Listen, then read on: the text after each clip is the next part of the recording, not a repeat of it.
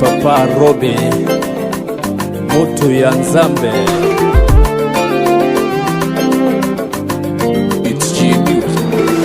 Kiburi cha uzima kinafanya watu wasaumu, mambo wanayofanya hayawezi hata kuelezeka. Wanafanya uovu, wanafanya uchafu, wanafanya kufuru nyingi. Wanafanya uovu, wanafanya uchafu, wanafanya kufuru nyingi.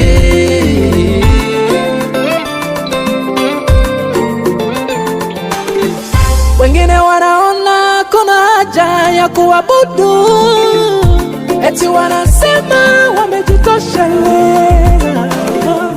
Kama ni mali ninazo nitishike na nini? Ajipezaye mwenyewe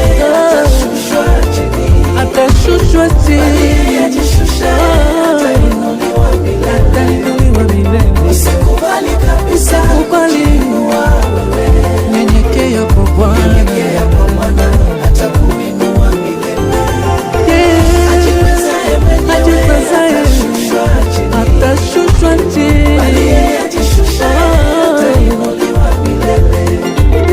Usikubali kabisa kujiinua wewe, nyenyekea kwa Bwana.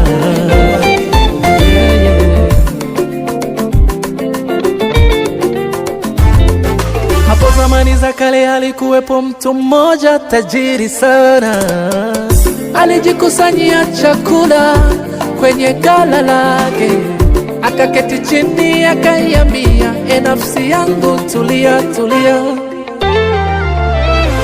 kwa raha zako.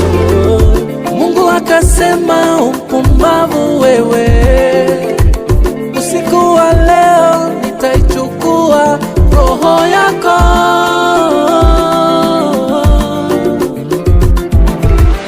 Kama umebarikiwa, jua si kwa uweza wako. Wewe mtukuze Bwana, usijivune kwa mali zako.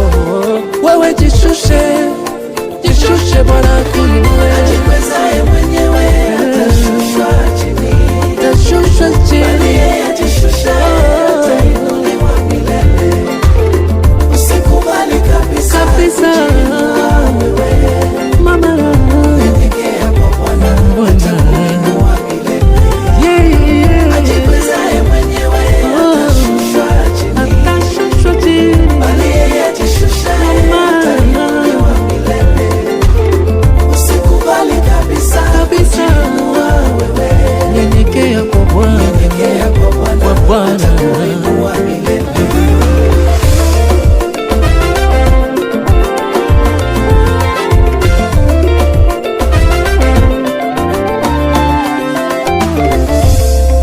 Nakushauri wewe ndugu yangu, kila ukionacho mbele yako kina mwisho wake.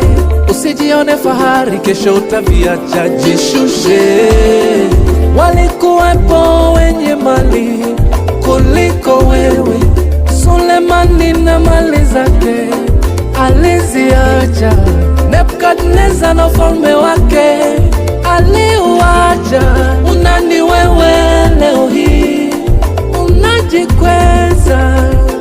Nyenyekea kwa Bwana.